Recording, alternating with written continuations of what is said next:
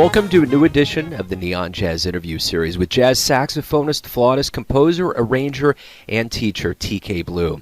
He's got a new album in the works, and he is always one busy cat. He has spent some quality time with KC's very own Bobby Watson in the past. He grew up in the Bronx, and his parents are from Trinidad and Jamaica, and this is one well-educated man. Along with New York's Jazzmobile, he was a double major in music and psychology at New York University and got his master's in music education from Columbia University. Over the years, he has performed with many notable cats like the legendary Randy Weston, Jimmy Heath, and Abdullah Ibrahim. He spent a full decade in Paris and then came back to New York City, and he is a part of one big piece of the vibrant jazz mix going on in America these days. So get to know TK and dig this interview, my friends. Right on. Hey, thanks for taking some time out for me today. Oh, no, man. My pleasure, man. Anybody that knows Bobby Watson is family. I tell you what, man, he is heralded a definite renaissance here in Kansas City, for sure. Wow, that's beautiful. Yeah, all these young cats coming out of his program are just blazing the scene out here, and it's the second coming in Kansas City. No, that's great. That's good. You know, I just got back from Detroit, and I see the same thing there as well. There's a lot of young musicians, man, on the scene. They're just incredible.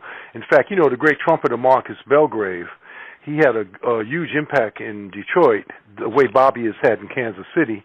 And I can see it, you know, because a lot of young kids came to the jam sessions and things, and I tell you, the future of jazz is very, very strong. Yeah, absolutely. I agree, without a doubt. No doubt. So let me go ahead and dive right in here and ask you, what has been going on with you lately? Well, like I just mentioned, I just got back from the Detroit Jazz Festival with Randy Weston, whom I've been associated with him for well over 30 years now. I'm his musical director, and in fact, we have a new project that I'm the associate producer for called the African Nubian Suite, and it'll be slated for official release in January. It's a double CD set, and it's really the whole history of African people starting in Nubia. And he's got different vignettes of duos with different artists. A lot of great artists on the recording, including Candido, who's 95. You know, Randy and Candido have a long history of playing together. Billy Harper, Cecil Bridgewater, Lewis Nash, myself, Howard Johnson, Robert Trowers, Neil Clark, a whole bunch of folks, Alex Blake, and also musicians from different parts of the world. Kwaku from Nigeria, he's playing balafon. Min Chao Fen, who plays the ancient Chinese instrument called the pipa. She's on there. Another brother named Hassan from Morocco playing the hajouj. So you have a lot of great things going on with that. I'm also preparing my new recording, which will be my 11th CD as a leader, which will be slated for March 2017 release, and it's called Amour. It's dedicated to the period of my life when I lived in Paris, most of the 80s. In fact, it's really nice because Bobby and I knew Bobby, you know, when I was in college in the late 70s. We're around the same age. And I actually met him first when he was with Art Blakey, but we really became close while I was living in Paris because he used to come over there quite a bit to perform. And in fact, we actually did a tour together with Sam Rivers and 10 saxophones called The Winds of Manhattan. Yeah, this is my new record. Like I said, it'll be out in March, and featuring Etienne Charles on trumpet and Warren Wolf on vibraphone and piano, as well as Zakai Curtis on piano, Winard Harper on drums, Essien on bass, Gregoire Moret, great harmonica player. He and I worked together a lot with Jimmy Scott, the late vocalist Jimmy Scott. He's on harmonica.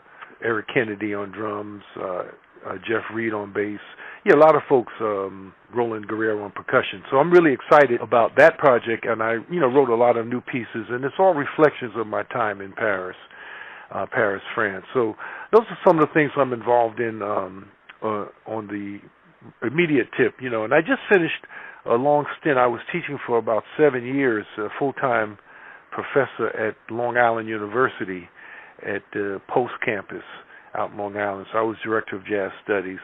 So I did that for about 7 years. But, I tell you, teaching full-time, like I have to take my hat off to Bobby, and still maintaining your performance schedule is really tough, Absolutely. Yeah, I was able to, I had to make a lot of sacrifice. I mean, it was very hard, but I had to do it because I was determined not to let my playing go down. Quite often you get you know people when they go into the pedagogical field, they relinquish a lot of their performance activities, and consequently, you know, their chops kind of go down, and I was determined not to do that.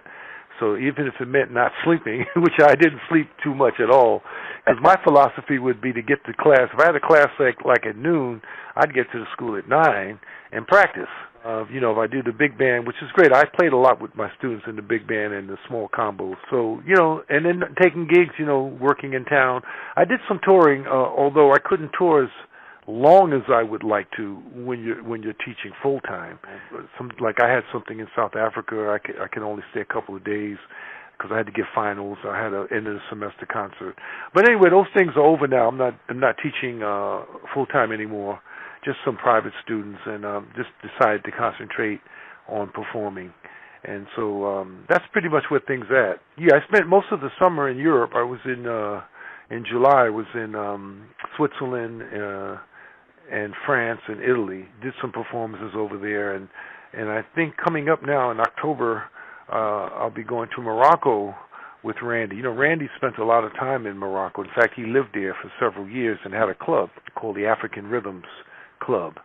So they've been honoring him recently. We were in Essaouira, Morocco, a few months ago, where they honored him because this is his 90th year, and then we're going to go back in October. In fact, just a footnote, last Saturday we performed in Detroit with the Wayne State University Big Band. We did, Randy was on piano, and it was myself as a special guest, and we did mostly Melba Liston arrangements. But we did one of mine as well. I did a big band arrangement for a tune of his called African Village, Bedford Stuyvesant. We did that initially out in London with the BBC orchestra. Really nice. And so on this particular performance last Saturday, we had the great Jimmy Heath. It was the first time Jimmy played with Randy, believe it or not. And they're both, Jimmy will be 90 in October. And Jimmy's such a funny guy because everybody says, hey, we got two 90-year-old guys playing together for the first time. And Jimmy would laugh and say, hey, my name is Jimmy Heath, not Jimmy Rushing, meaning don't rush me because my birthday's not till October. So nice. I'm still 89. You know? So he has such great wit about him. But it was very special for me because Randy, he's like a mentor and he's a father figure for many musicians. And Jimmy was my first really official jazz teacher. I met Jimmy when I was 18 in college. He was a teacher at Jazzmobile. And in fact, it was him who really got me into playing the alto saxophone and really checking out the folks that came before. You know, in high school I was listening to Pharoah Sanders, and then we got into Coltrane. But he said, man, those guys are cool. In fact, he said, he knew Coltrane very well. They were compatriots in Philadelphia.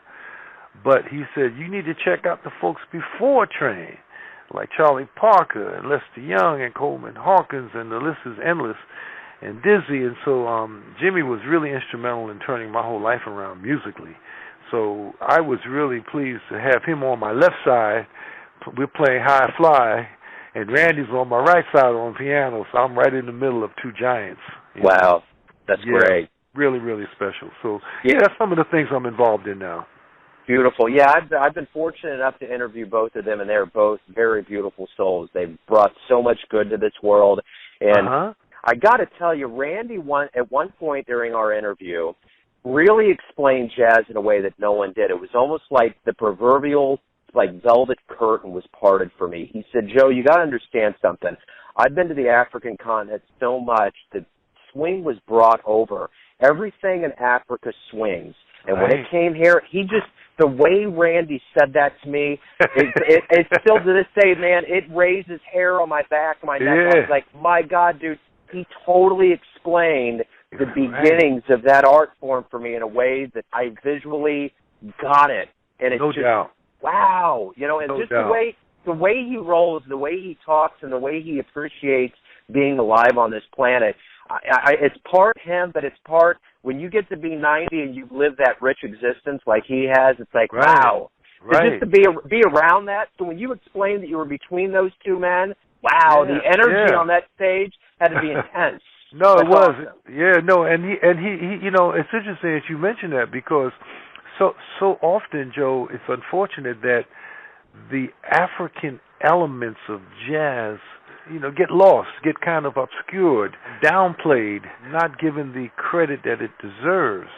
And, you know, a lot of times the powers that be will give more praise to musical genres that are more intellectual, maybe more on the avant-garde tip, and not so much in a groove, so to speak. And it's unfortunate because the African element is so important when you talk about jazz, and when you talk about samba, and when you talk about bossa nova, and when you talk about reggae, and the list is endless. You know that, and like Randy, I've been fortunate to travel quite a bit in Africa. In fact, when I lived in Paris, I did a recording called Egyptian Oasis, which was my first record as a leader, and that recording caught the interest of folks at the U.S. Embassy in Paris, and they proposed me to do several USIA State Department tours in Africa. They felt the music I was playing would be perfect, and I started in 1989, and I went to 10 countries in East Africa, starting in Ethiopia, Burundi, Rwanda, Uganda, working our way all the way down to Madagascar was the last stop. And then the following year, 1990, we were invited to go back, and this time to West Africa, where we started in Mali and went through, you know, all the way down Burkina Faso, Sierra Leone, Togo, Benin, Gabon, Cameroon. We worked our way down that way. So I also witnessed, like Randy, a lot of the origins, a lot of the elements. I heard music in Mozambique that reminded me of some of that early marching band funeral tradition in New Orleans. I heard music that heard those samba rhythms, you know, in Angola, Mozambique. I heard some stuff that reminded me of reggae in West Africa. You know, so you get that, the beginnings of a lot of musics that we hear across the planet. And so he's right. You know, the continent was swinging. And see, it's interesting because jazz, as we know, was born in the United States. And the interesting aspect of that is that during the time of slavery, slavery had different forms in different parts of the world.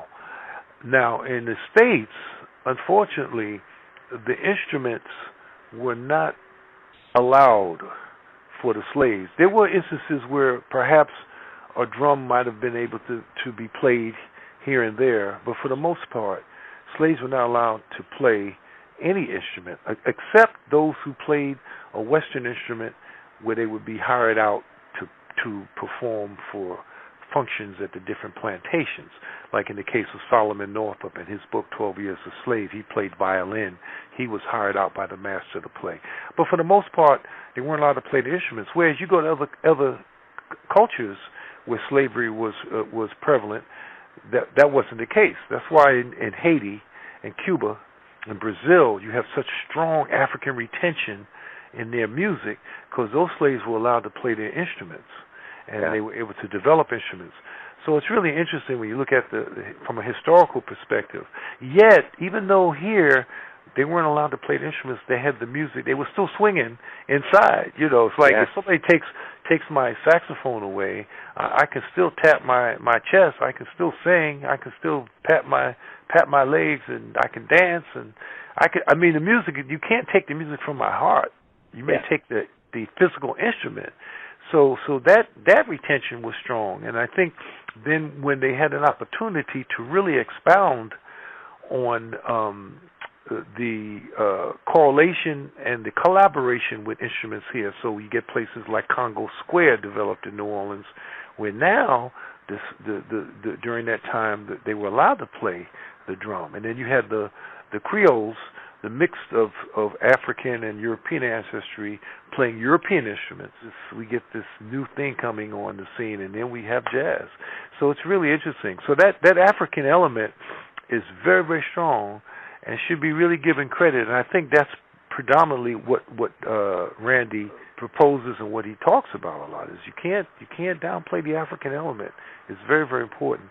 And the other thing is that he grew up in an era, Joe, that you and I have no conception about. I can't even picture playing somewhere and then being told I can't eat or I can't sleep here. I can't even fathom that. Or going to a movie theater, have to sit up in the balcony.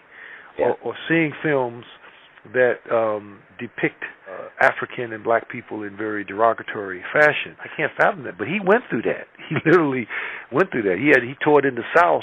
He told me about tours he did with this guy Boo Moose Jackson when he toured in the South, and it was, they had it was rough. They had to, they couldn't eat in just any place. They had to really be careful where they went, things like that. So I think it also is a strong indication why he's very strong on emphasizing the African element, which is such a positive element.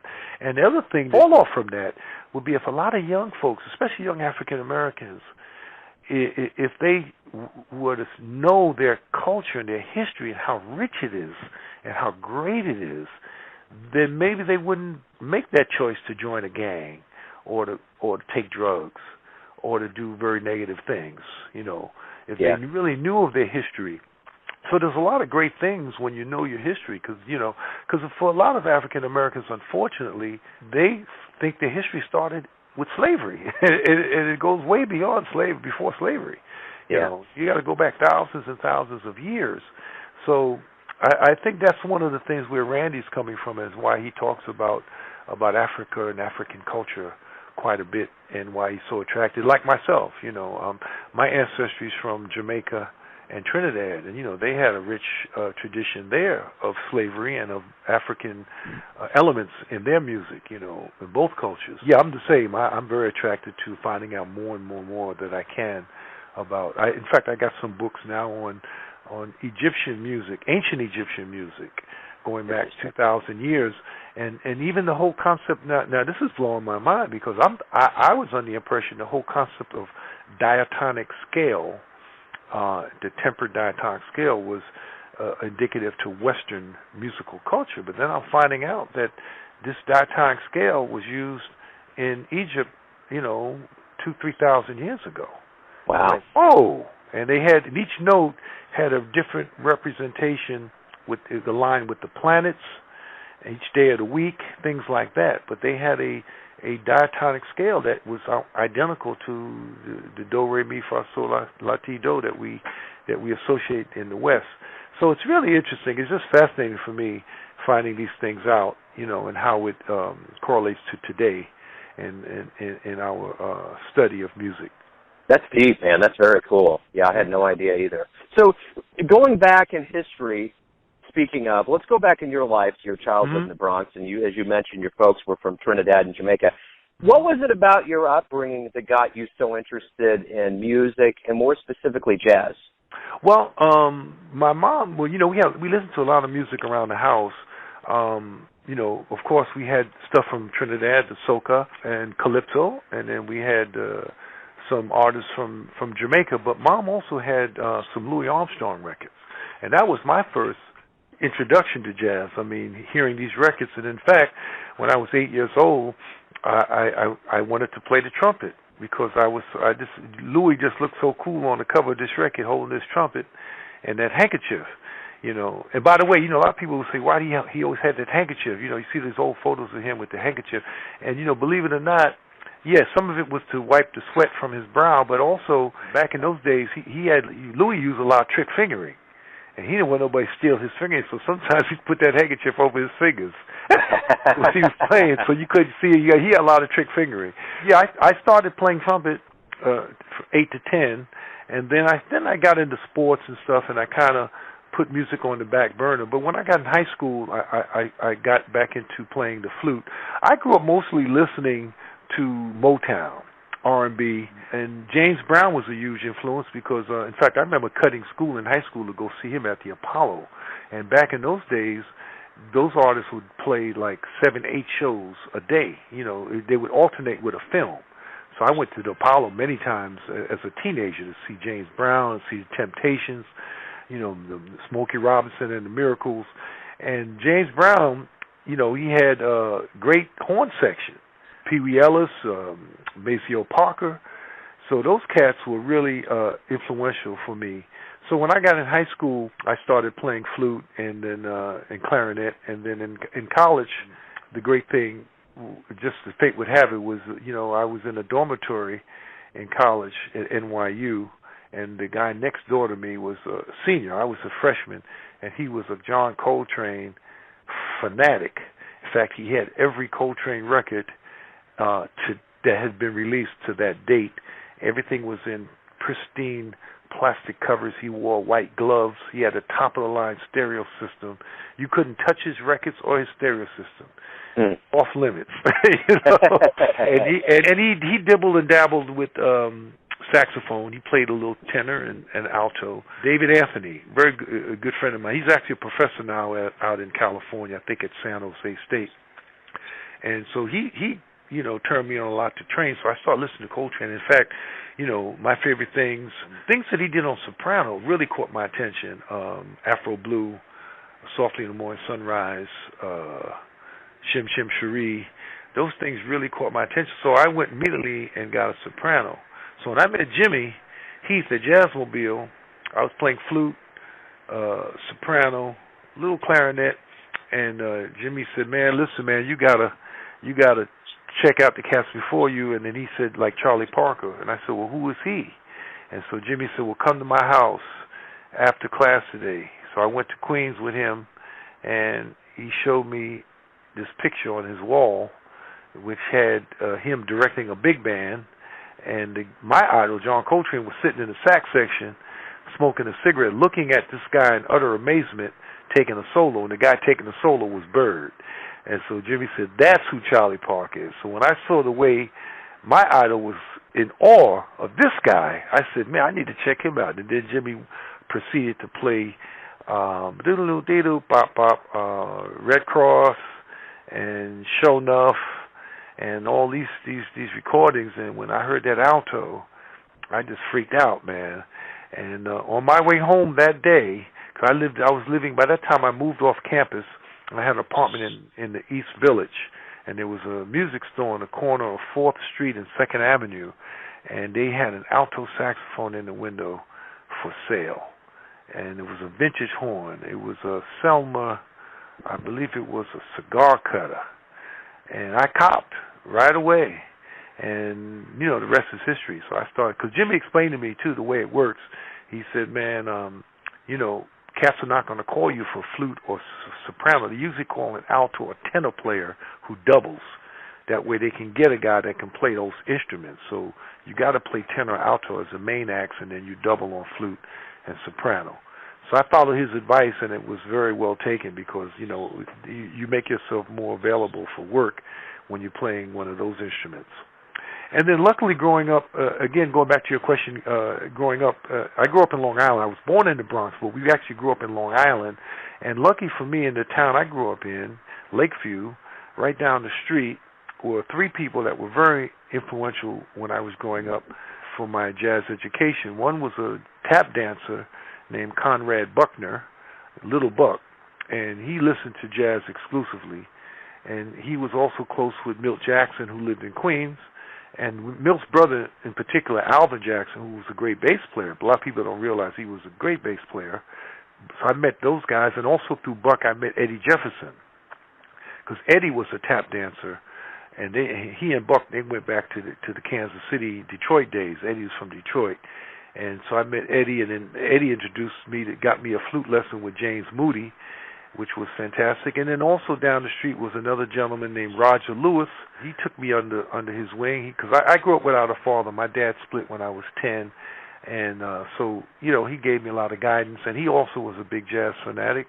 And then across the street from him was a great tenor saxophone player from Detroit named Billy Mitchell, who came to fame playing with the small groups of Thad Jones, and also with Count Basie, and also with Dizzy. So all of those cats really gave me a great education in listening to jazz and broadening my horizon.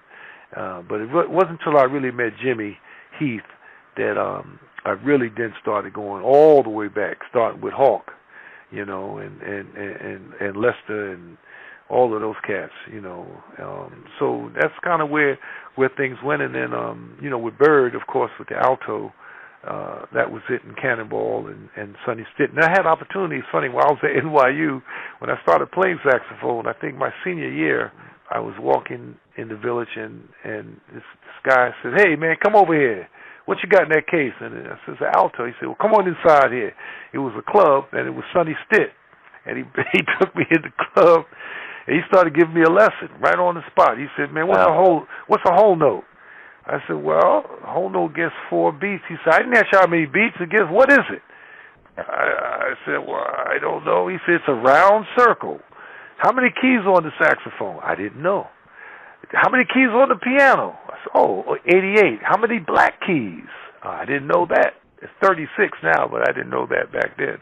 And he made me take my horn out and made me play. Of course, I mean, I couldn't play anything near even adequate to even be on the stage with Sonny Stitt, but it was education for me. He made me play. He just made me, just take a chorus. Eddie Jepson did the same thing. He played at Tim Palace. He had Johnny Coles, Reggie Workman, a whole bunch of heavyweights. He said, "Man, come on up and play." It was a funny story because he told me, "Come on up and play, do a blues." And he said to me, "Take one chorus." Because, I couldn't play that well. So he said, "Take one chorus." And I took one chorus, and then I tried to go for the second chorus, and he slapped me up right upside my head so hard. I had an afro, and his handprint was left in my his handprint was left on top of my head. And he said, "Hey man, can't you count?" But those are the education. That was the education that I had. They really nurtured me, and lucky. It's really funny how fate would have it, because in high school as a senior, I was very good academically, and I also played sports. So I was very attractive for many schools. In fact, I had a full scholarship to Boston University, which is where I wanted to go. And at that time, even though I was playing flute and clarinet, I wasn't really sure I wanted to be a musician. In fact, I was thinking of being more a doctor. I wanted to go pre-med. And my guidance counselor at the time, who was white, didn't think that was a good idea. She actually said, you should be more realistic. And this again, you're talking 71, 72, vestiges of discrimination. And she was like, you should be more practical. You should think about a occupation, a profession that's more within your grasp, like plumbing, electrician, things like that, carpentry. And it really turned me off. But I said, no, I'm determined. No, I want to be a doctor. And she said, well, okay.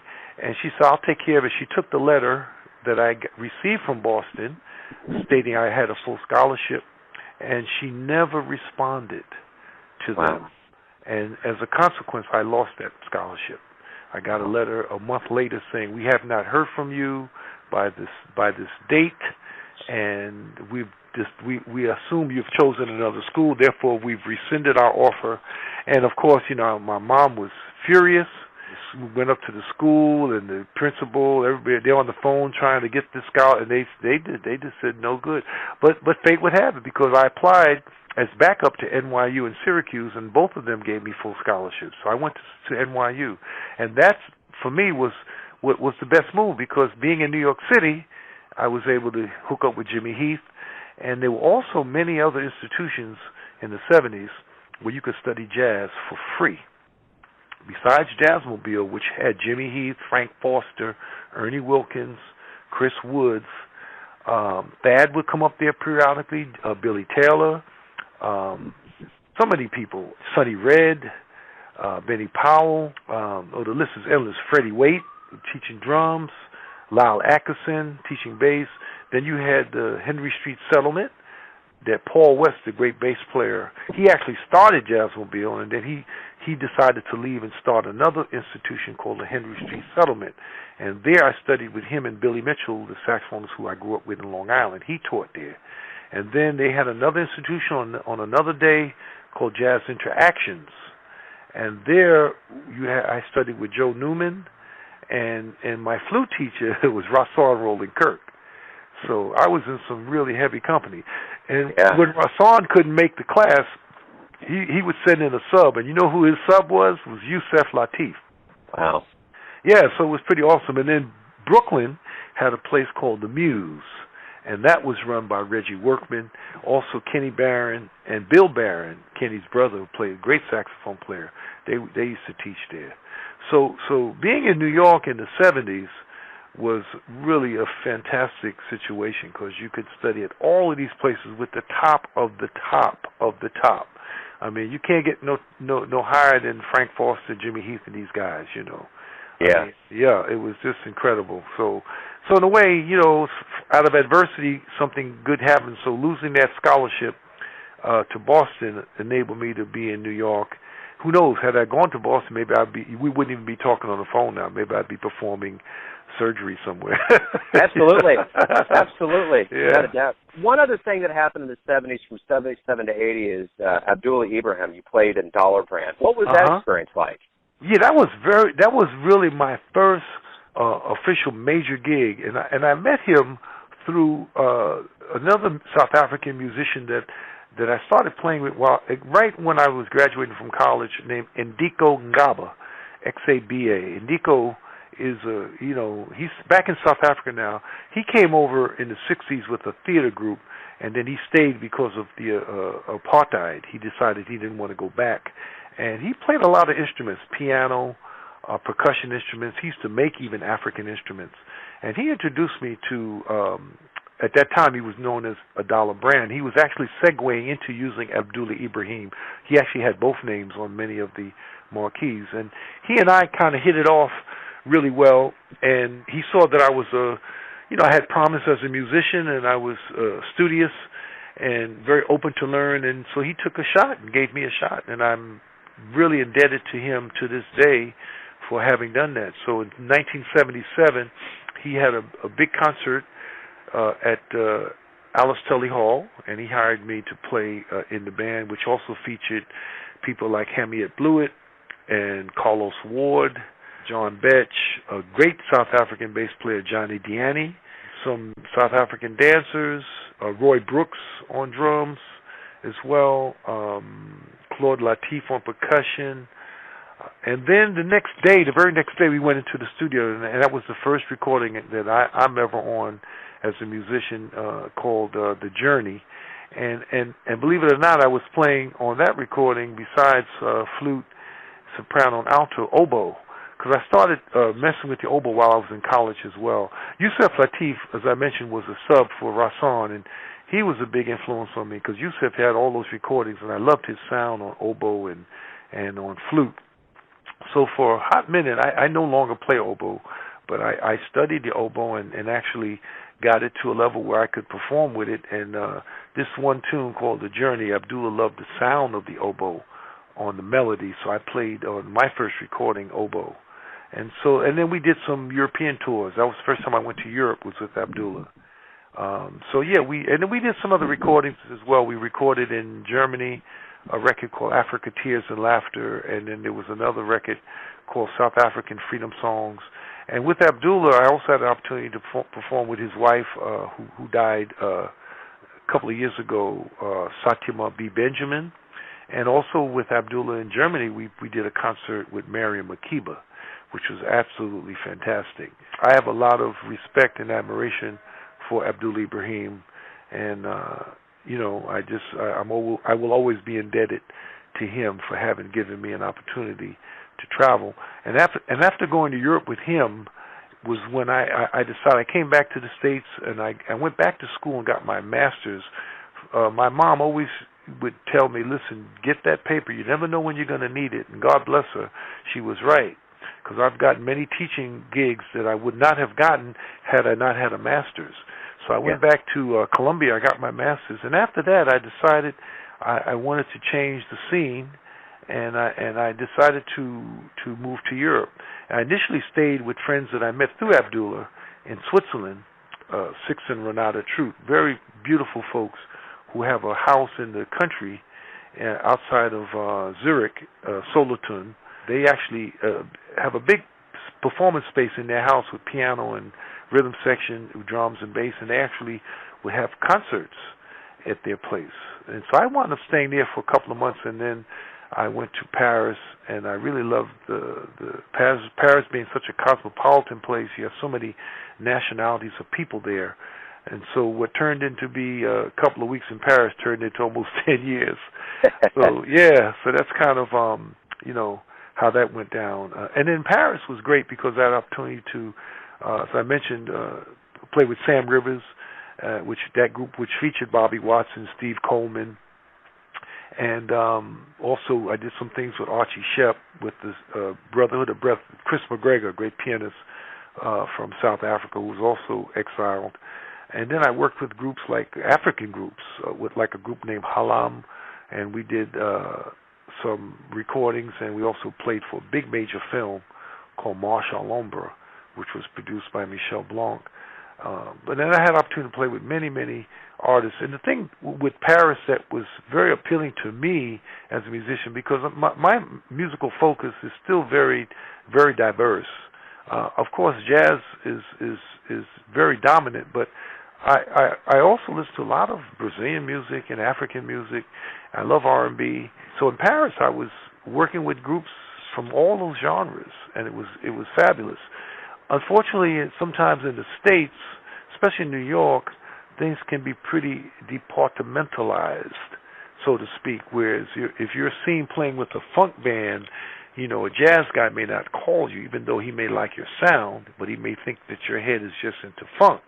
If you're seen playing with an avant-garde free jazz band, a band playing, say, like Art Blakey, they may not call you because they think that you're just playing in that genre. But whereas in Paris, you could cross all of these boundaries. I've had people who would hear me play in one situation, maybe with a Latin group, and they'd call me to do some rock, and then some African music, and Brazilian music. So it was really nice. I like that kind of openness over there in that regard. Yeah. So what brought you back to the States? Why didn't you stay over there? Well, a lot of things. Family predominantly. And also, New York.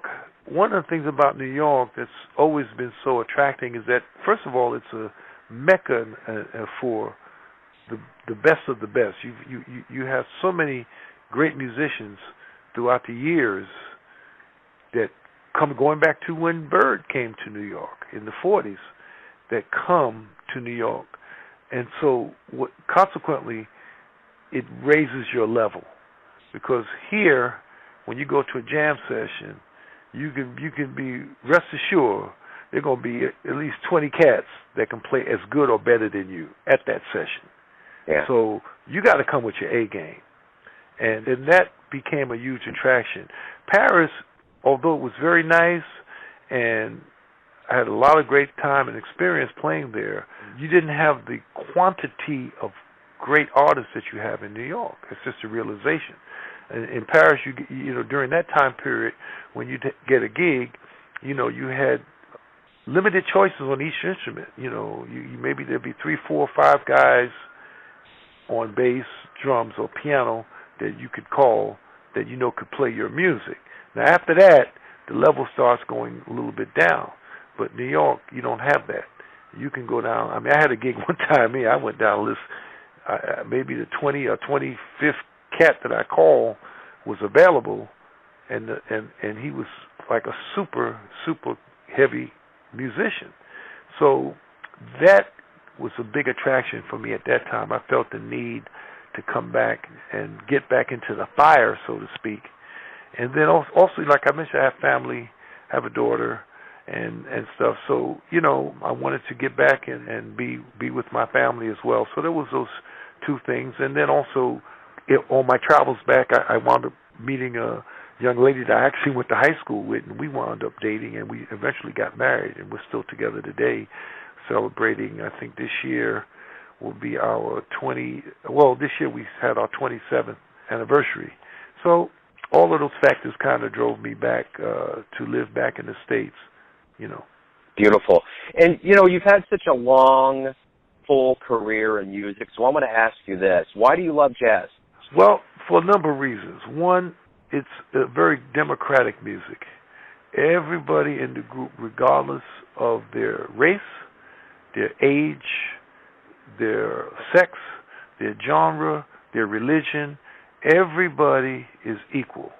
Everybody has an opportunity to first make a statement as a unit.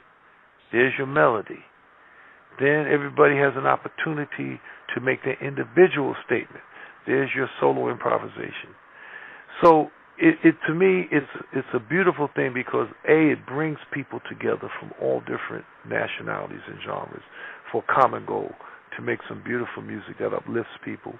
Everybody has an opportunity to make a statement, to give their point of view, to tell their story. And it's a genre that crosses languages. So consequently, I was in groups in Paris. When I first got there, I didn't speak French. I speak French now. I learned it while I was there. But when I initially got there, I didn't speak French. So I played in groups where it was difficult for us to even talk because it was a Japanese. There's one group I played, the guy was from Japan. He just arrived. He only spoke Japanese, played trumpet. French guy playing an instrument. I'm playing saxophone. Maybe a guy from Africa, only North Africa, maybe he spoke Arabic, not that much French, but we were all able to communicate musically. So that's my attraction to jazz.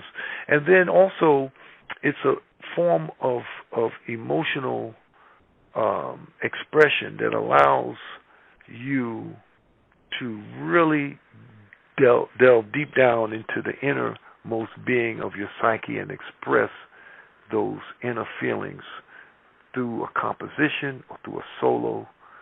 You can evoke memories very easily through jazz. People that have helped me in my life, or maybe who have passed on or made their transition, I can play a song and I can remember that person through that music. I can feel their vibration. I can feel like they're right there next to me in the room. And I haven't found that with a lot of other styles of music the way I do with jazz. And then also, it's such a wide open canvas, because for me, when I say jazz, I don't necessarily just think of 4/4 swing. I mean, that's also a big part of it, but I'm thinking there's so many different rhythmic elements that you can use, harmonic elements, melodic elements. On my new recording, I have one tune, it's called Abdullah Prosper, dedicated to the young brother from Halam, that group I played with in Paris, who died.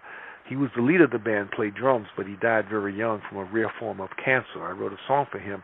On that particular piece, I'm playing 3 different type of kalimbas, a lukembe, an mbira, and a sanza. And then I have percussion and turtle shells and different percussion, bongos, congas, and bass, and then flute, soprano.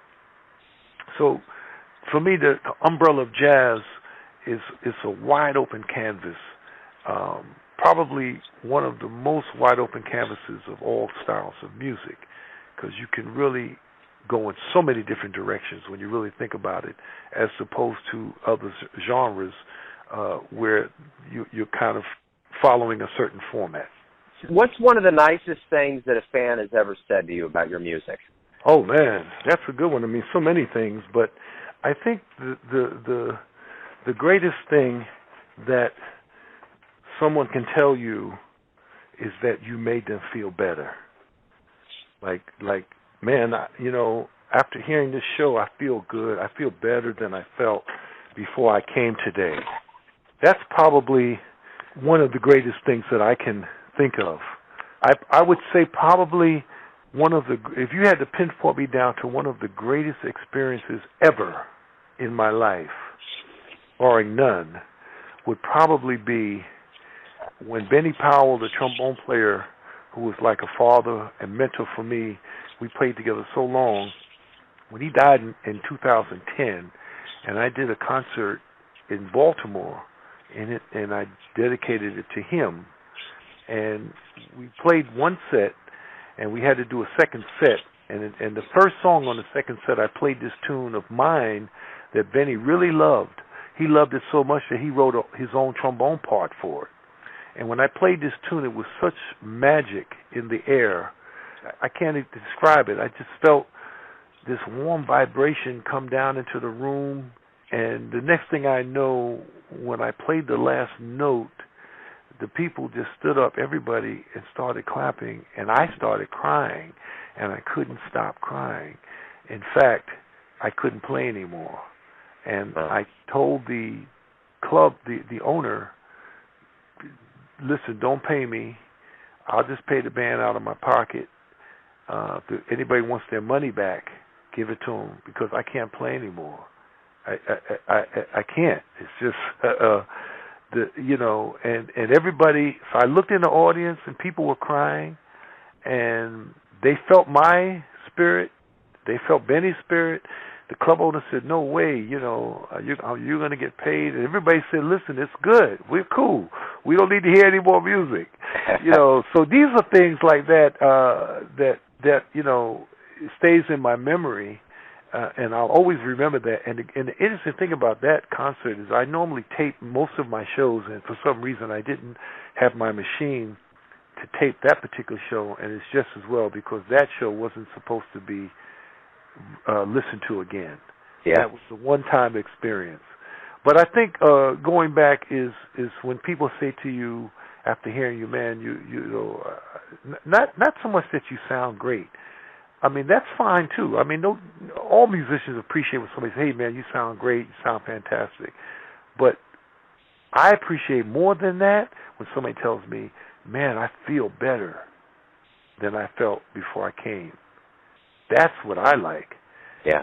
That means I've uplifted them. I've given them something. It's like Art Blakey had that expression, jazz washes off the dust of everyday life. Yeah. So that would be my answer. Right on. Mm-hmm. So this next question is going to be about perception. Everybody has a perception of who you are, your family, your friends, your business associates. But when you wake up in the morning and you face the world, who do you think you are? I just feel like I'm still a student, because the T for TK Blue stands for Talib, and Talib means student, and Keyboy, K stands for Keyboy, which is blessed. And I feel blessed every day when I wake up. I feel like I'm still a student, and I feel like I go into the day praying that I will learn something today that will enrich my life, and also praying that somehow I can do something today that will benefit somebody else. I kind of try to not look at myself as a great musician or anything on that level. I'm still striving to be a great musician, and I have a long way to go, because there's so many artists that I admire so much, and so I'm just a sponge. And the other thing is, I'm thankful. Every day I wake up, I make prayers, and I thank the Creator for giving me another opportunity to walk on this planet and maybe to do something positive to help somebody. So I'm really thankful and appreciative for the opportunity. That's a fitting way to wrap it up. Thank you for opening up with me today and for your time, and most certainly for all the music. Thank you so much, Joe. God bless you. Have a wonderful day, man. Thanks for listening and tuning in to yet another Neon Jazz interview, where we give you a bit of insight into the finest and coolest players in New York, Kansas City, and spots all over the world, giving fans all that jazz. And thanks to TK for his cool, all of those stories, and the great music. If you want to hear more interviews, go to Famous Interviews with Joe Domino on the iTunes Store, or visit the Neon Jazz YouTube channel. And for everything Neon Jazz, you can go to the neonjazz.blogspot.com. Until next time, enjoy the music, my friends. Neon Jazz.